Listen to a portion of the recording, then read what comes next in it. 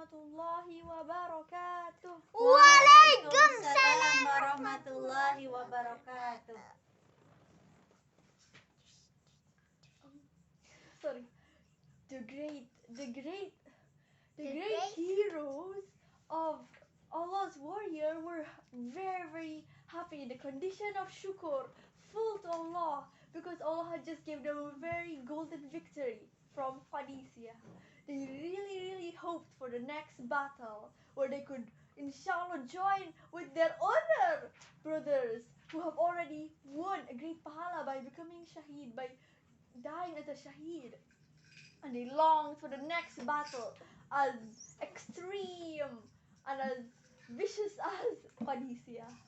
They didn't have to wait for long, because the messenger of the Khalifa at that time, who was Umar bin Khattab, came to Kufa to send a letter to the governor, who was Abu Musa al-Ash'ari, saying that to join with the army from Basra to hunt Hurmuzan, who was the commander-in-chief of the Persians, and to hunt him down and to free the forts of the city of Tustar, which was the golden city of Persia, the golden city and height of Kisra's kingdom in Persia.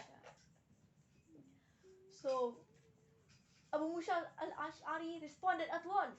He gathered the Muslim soldiers, and the people from Basra joined with Abu Musa al-Ash'ari's army. Oh yeah, also in the letter, Umar told to bring a certain warrior in Abu Musa al-Ash'ari's army, who was called Majza'ah bin Tsaur as-Sadusi. So in the end, Abu Musa took him. So Abu Musa al-Ash'ari gave the left wing of his army to Majza'ah bin Tsaur as-Sadusi, and the Muslimin Mujahideen from Basra joined with Abu Musa's army, and they all set out to march, hunting Hurmuzan, who was the commander-in-chief of the Persians. They freed fort after fort, city after city, and Hurmuzan ran in front of them, hiding in this place, seeking refuge in that place, until he finally reached Tustar, which was the capital city of the Persian kingdom. Tustar was a very beautifully built city, full of beautiful green trees and beautiful greenery, and there was a very extremely fancy lake, a fancy river that has been built by King Sabur, the river was called Dujail, and the river ran, and it had been strengthened by strong rocks, and it ran even under the city and all through down. Around the city of Tustar, there was a huge fort, and the fort covered the city of Tustar like a bracelet covered its wearer. And Hurmuzan set his soldiers there, and he built a huge ditch all around the walls to protect himself. And the Muslimin Ummah stationed themselves in front of there.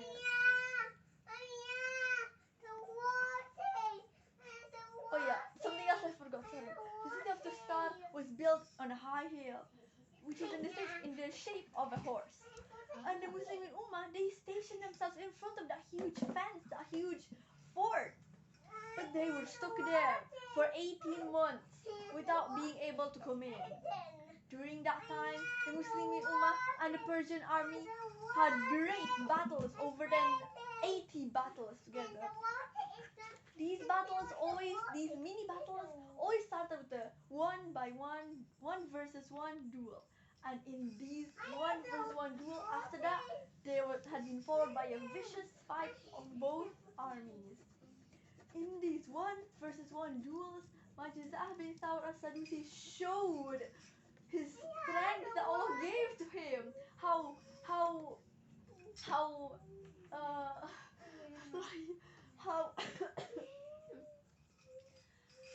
how great he was at fighting, and the people were amazed. And now the people knew why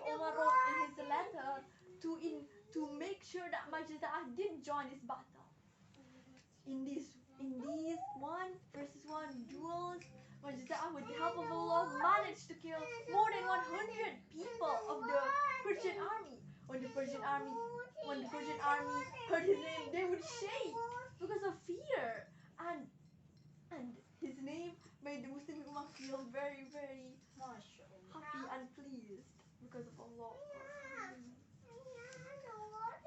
One time, the Muslim Ummah attacked the Persian army with such strong force that the Persian army fled. They closed the gate that was put down between the ditches. They ran inside the fort and closed it behind them. The Muslim Ummah had just came from one hardship to a much bigger difficulty than that, because the Persian army started raining the Muslim Ummah with arrows from the top of their fort till it was like rain, but it was not water, it was arrows. Not just that, they also started swinging metal chains from the top of the towers. At the end of every chain, there are metal hooks that have been heated with fire until it's really super hot. Whenever there is a Muslim soldier who comes close to the forts or even attempts to climb them, the Persian soldiers would swing the metal chains to their side and grab them by it, and the hook would catch them. And because the hook was so hot, the Muslim Ummah's the Muslim soldiers' body would have been like cut, and when they pull the metal chains, it would catch them, but their body, and they would fly up to the air and they would die as a shaheed.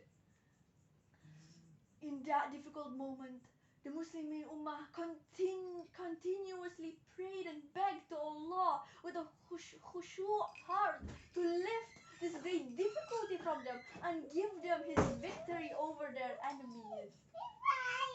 One time when way bigger and way stronger than that. One time, the governor, the leader of the soldiers, Abu Musa al-Ash'ari, was walking all around the tower looking, and when he nearly lost hope, suddenly an arrow came shooting down next to him. Abu Musa saw that there was a piece of letter stuck to the arrow. He picked it up and he read it, and on that letter it said, "I put my trust in you, O Muslim Ummah. I ask you to please protect me, my wealth, and my family. I will show you a secret gap to enter the city, which you can take it there." Abu Musa quickly replied to that letter, saying that he will give the protection to the person, his money, his wealth, and his family. And he quickly shot an arrow back to the owner who sent that arrow. At night, the owner of the arrow slipped inside the Muslim Ummah's place, and he told them who he was. He was a Persian person.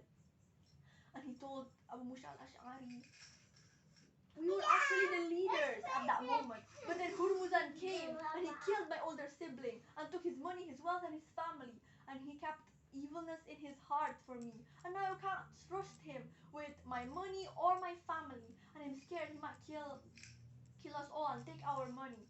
So I believe you, O Muslimin. I believe that you are loyal, and I put your loyalty above their khiyanat, their betrayal. I put your fairness above their unfairness.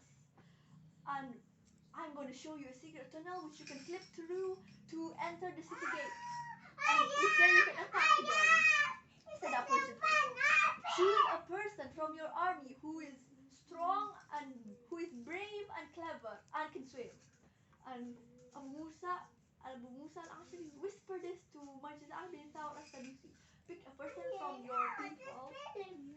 Pick a person from your people who is brave, who is clever, and is very, very expert at swimming.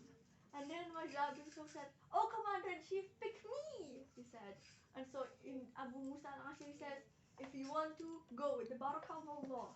So at night, Majza'ah bin Tsaur Sadusi left with that Persian man. They have to go through this very extremely long underground tunnel. Sometimes it was wide enough where they could just walk, but sometimes it was filled with water and they had to swim through it. And finally, oh yeah, sorry. Astaghfirullah, I'm so sorry. Before Majza'ah bin Tsaur Sadusi left with that Persian man, Abu Musa gave him some special messages. Remember the position of the door. Remember the way to go to. Recognize who Hurmuz and what he looks like, his appearances, and his secret hiding place, and don't do anything else. That was his command. And oh yeah, at night time, so the Persian man set out with Majza'ah bin Tsaur Sadusi, and they went through. Sometimes the tunnel was wide enough for them to walk normally, but sometimes it was short and squished and was filled with the lake water, with the river water, and they had to swim through it. Finally, when they reached through to the high place of the city of Tustar, the Persian man showed the Persian man showed Majza'ah bin Tsaur Sadusi, the man who killed his older brother. I mean, his older sibling. It didn't say it was a brother or not. And Majza'ah bin Tsaur saw his hiding place. He tried to remember the hiding place of Hurmuzan, and Majza'ah bin Tsaur longed to put an arrow in the neck of Hurmuzan, but he remembered that Abu Musa said not to do anything else. So he put his idea out of his mind for a bit.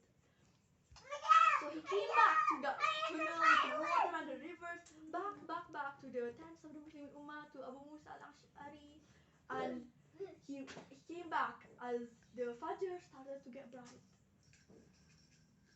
Inshallah, I'm going to continue in the next part. Thank you so much. I'm so sorry. MashaAllah. Thank you so much for watching. Please forgive me for